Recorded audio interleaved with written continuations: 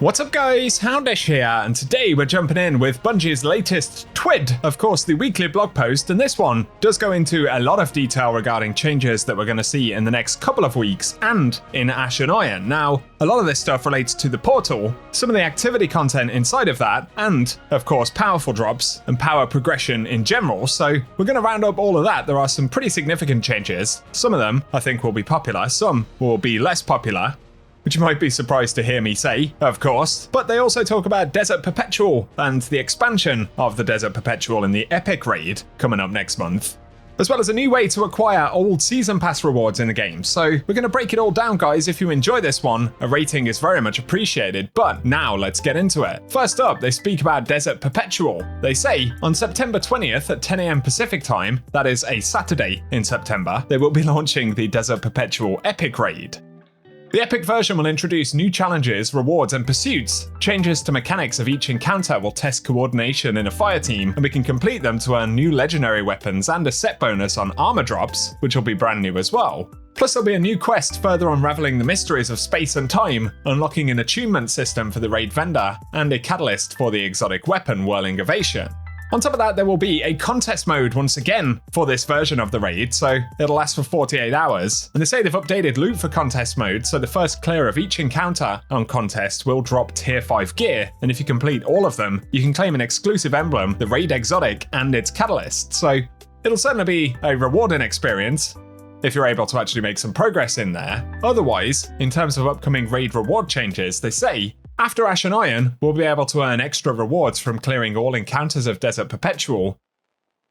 And if we defeat all 3 bosses before beating the final boss, we'll earn an extra piece of gear. On top of that, they're introducing 2 weekly challenges, so the first gives players an extra piece of loot from the first clear of an encounter each week, and that's in any version of the raid, plus completing the challenge will unlock an additional one that provides bonus loot from just the Epic Raid. The loot from these challenges drops has bonus seasonal power and drops at an upgraded tier based on the number of active feats.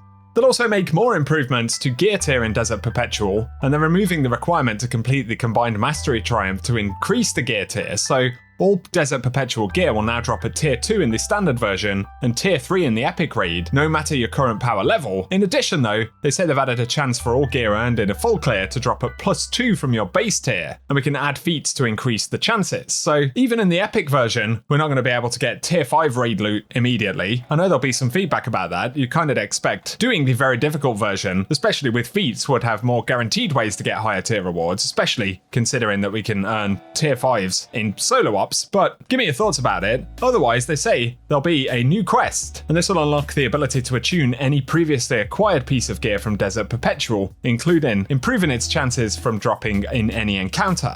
So those are the raid changes coming up in Ash and Iron, and of course the Epic Raid, and let me know if you'll be interested to jump into that in the comment section. Next though, they speak about the portal and incoming improvements there.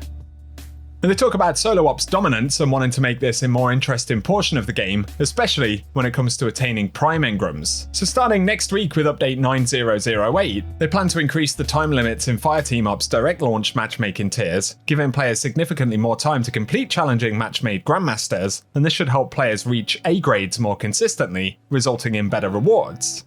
Then beyond that, in Ash and Iron, they say the time bonus system should give more value in trading off versus speed and killing everything, and have a meaningful role in earning scores in solo and pinnacle ops. They also say that good grades in Fireteam Ops should be less risky and less challenging to get than they are now, and closer to solo and pinnacle ops activities. Plus Fireteam Ops should at least be as good of a place to earn power as solo or pinnacle ops, and match-made Fireteam Ops should be more viable at high power levels. They say the way that equipped power and account power work is confusing. They plan to fix that, which is good to hear, although it doesn't really sound like they're moving away from the new gear bonuses and component of that. But they would like to give more regular opportunities to matchmake into marquee activities like Onslaught and the Coil, to make it easier and more obvious for everyone in the fire team to get the best rewards, even at wide power differentials. And they say we think various banes, challenges, and boons should be well balanced against each other, and that there should be more things to do in general. As we add brand new activities to the portal and bring older legacy activities in, we want to be able to feature these more effectively for daily power. So that's an overview of what they're aiming to do in the Ash and Iron update, but we'll have to wait for a few more specifics, I suppose. But coming in Ash and Iron will be the ultimate difficulty. This will be available when it launches, starting at power 451, so for any players at 450 when Ash and Iron drops, you'll basically be able to start getting into that almost immediately. Ultimate will include 2 new player stakes, Pressure Cooker, where we need to finish under the time limit or get kicked to orbit, that sounds fun, and Extinction, where all players are limited to a single life and there are no revives. These optional stakes are intended to provide the most significant challenge to even the most experienced Guardians, and include score boosts to match. Then they say the Ultimate Fire Team Ops matchmaking option will open in week 10, the week after Ash and Iron drops, so that will follow shortly after. And in terms of Platinum and Diamond reward ranks, they say players can reach Platinum and Diamond reward ranks, which run from 450 to 499 power, and 500 to 550 power respectively. And while in Platinum and Diamond you can earn an A+ grade in PvE, you need an A+ to qualify for Tier 5 gear until Platinum 3, where A grades will start giving Tier 5. Once you reach Diamond 1, B+ qualifies you for Tier 5, and at Platinum 3, even a B will get you Tier 5. So that's going to be a big part of the landscape in terms of being able to regularly acquire Tier 5 rewards. But there'll also be reward multiplier changes, so they're changing reward multiplier to use account highest power rather than equipped power to determine the basis of the multiplier. So this will apply to PvP in the portal as well. And you'll still need to have new or featured gear in order to get a 10% scoring bonus. And there are 5 new portal score boosters in Ash and Iron Reward Pass, but you don't lose any score boosts if you got them in the Reclamation Pass. You'll still be able to earn 3% for each of the new boosts to a 15% total score bonus. And if you're already at 15% score boost, you get 10 enhancement cores instead of the boost. So that sounds nice. Otherwise, they say all activities have had their time limit adjusted based on actual play data from the past few weeks rather than the pre-Edge of Fate times. So many things are coming down to a reasonable level, and they say looking at you 35-minute Starcross timer and you 2 8-minute Caldera timer. So they're actively going to make these harder by the sounds of it, but they say other things are increasing like Liminality, Inverted Spire, and Onslaught to give more time to get the bonus points. Bonus Timer will award a minimum of 5% score bonus for coming in under the timer, but in the future they're looking at ways to help visualize this and customize when looking at the projected score. They also say they're setting for loadout restrictions, and the bonus points to be earned by having a locked loadout basically are too powerful at the moment, so they're bringing locked loadout back down to where we originally imagined it, and are opening up some design space for some additional loadout modifiers. So they're adding a loadout player stake called Touché, which combines lock loadout and avant-garde restrictions, as well as scoring for both. But with regards to things like champions, they say, in master missions and above, there'll be a juicy scoring bonus to compensate for the troubles. They also say we can generally see 4 activity groups, including both Inverted Spire and Liminality being harder than anticipated as compared to shorter Fire Team Ops and Widow's Court consistently being the longest activity. As such, we'll be making the following changes for their rewards. So, Liminality will be increased to 2, Inverted Spire is also getting increased to 2, and Onslaught, Widow's Court, is increasing to 4. So, playing those longer activities will essentially be more rewarding and won't just drop one thing at the end, which is good. They also say we'll be moving Onslaught and Crawls to Pinnacle Ops, both to create more activities to gain Pinnacle loot from, and to unify Fire Team Ops to be a 10 to 15 minute activity. They add that new weapons and armor will be coming to the Portal and Ash and Iron as well, so there'll be new gear to earn in each Portal category, and they'll preview that in a future TWID, but as they mentioned before, 400 to 450 will no longer be limited by Prime Engrams, and you'll be able to level up to 500 via any Portal activity. But beyond 500, we will once again be required to get Prime Engrams to level up to 550. But they say Prime Engrams have 2 real functions right now. They are random, and a rare chance to get a gear tier boost over what you would normally get, plus they are the primary way of earning power once you hit 500. However, because they slide into your loot stream without any fanfare, they can sometimes get lost, so starting in Ash and Iron, these engrams will no longer automatically decrypt once they hit your inventory, and instead you'll need to take them to Master Raoul to find out what you got. Additionally, rather than just giving you a single chance at a Prime Engram at the end of each portal activity, you will now get multiple chances based on the number of completion rewards from the activity. So if you run something that's got a bunch of bonus rewards, essentially there'll be chances that some of those bonuses could actually be primes. So that is an improvement in itself, but otherwise, the general philosophy around Prime Engrams isn't going to change in the near future by the looks of things.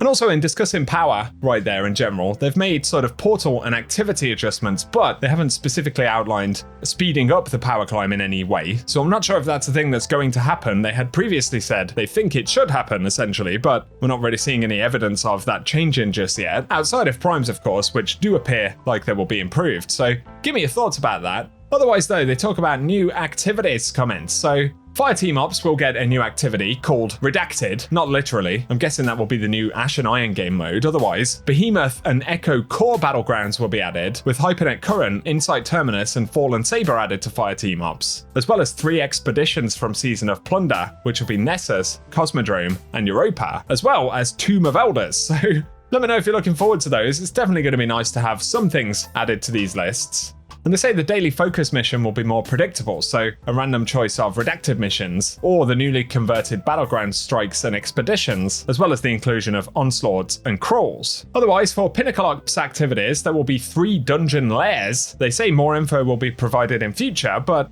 this must relate to the select dungeon encounters that were referenced before coming to the portal in Pinnacle Ops, so that could be pretty cool, and they'll add Presage and Avalon exotic missions as well. They say Pinnacle Ops will additionally have 2 daily bonus focus activities, so a random choice from the dungeon lairs, as well as one alternating between Presage and Avalon. So overall, Fire Team Ops and Pinnacle Ops look like they'll improve, but for Solo Ops bonuses, they say it's intended to be quick and reliable, but it was never intended to be the above all the best method of leveling for all player types. So right now, the speed, ease, and consistency of earning top rewards is drowning out most of the other options, especially at 400+. So to start balancing this with other portal activities, we're using a relatively light touch, and we're reducing the power earned for a given grade in Solo Ops by 1 compared to Fire Team Ops, Pinnacle Ops, and Crucible. Paired with changes to Fire Team Ops scoring and other reward tuning, we may need to make further adjustments as needed, but essentially, it is a Solo Ops nerf as opposed to more of a significant buff in the other activities, I would say. That's kind of my assessment of it on paper. Again, give me your thoughts. But finally, they say we're adding 4 additional Grandmaster Conquests and 2 Ultimate Conquests. So Grandmaster Conquests round out the requirements for the Conqueror title, and the Ultimate Conquests are needed to complete Guardian rank 11, and to get you a sweet new seasonal Ultimate Conquest emblem. Moving forward as well, all Conquests will be replayable, so we'll be able to earn normal scored portal loot for additional completions, with the first completion still dropping pretty juicy rewards by the sounds of it. In terms of the future though, beyond Ash and Iron, they say Portal needs even more tuning, but expect the following in the weeks after Ash and Iron, so a scoring tuning pass on all modifiers, as well as Onslaught, the Coil, and Tomb of Elders moving from Fire Team Ops to Pinnacle Ops. They'll get their own bonus focus slot in Pinnacle Ops, and just like in Fire Team Ops, the featured activity in this slot will get matchmaking, and the bonus slot 3 in Fire Team Ops will be replaced by a random choice from the rest of Fire Team Ops. There'll also be a solo operative score boost in Fire Team and Pinnacle Ops for solo players. Then at the launch of Renegades and Season Lawless, it'll feature even more improvements and tuning to the portal, plus bunches of other exciting changes. So that's sort of some of the stuff they're going to focus on a bit further down the road. And again, give me your thoughts on the system changes. The last thing that they will be doing moving forward is a monument to seasons past, which basically is going to enable us to earn rewards from previous season passes actually in game, as opposed to it being done outside of the game as it is right now. So if you owned a season pass when it was first available, you'll have instant access to its archived pass rewards. But if you did not purchase a pass while it was active, it can be acquired from the seasonal archive as an archived pass for the discounted cost of 600 silver. And they preview what an episode or season will look like in this format, so we can see the one for Heresy right there, basically adding a catch-up for previous season pass rewards. So give me your thoughts about that. Quite a lot of stuff to digest really overall. I know a lot of folks are sort of already referring to the changes Bungie have announced here as nerfs to leveling. I'm not really sure if that's how it's going to play out in the game. I can totally understand why though, because there's less conversation about increasing the speed of the power grind and more specifics about rewards inside of particular portal activities. So I'm going to wait for clarification from Bungie and read through a couple of times in even more detail before I say too much more, but those are for now the changes. So give me your thoughts in the comment section. If you found the video interesting though, a rating very much helps us out. Plus be sure to get subscribed and I'll keep you posted with more content. But otherwise, thanks for tuning in and I hope you guys have an awesome day.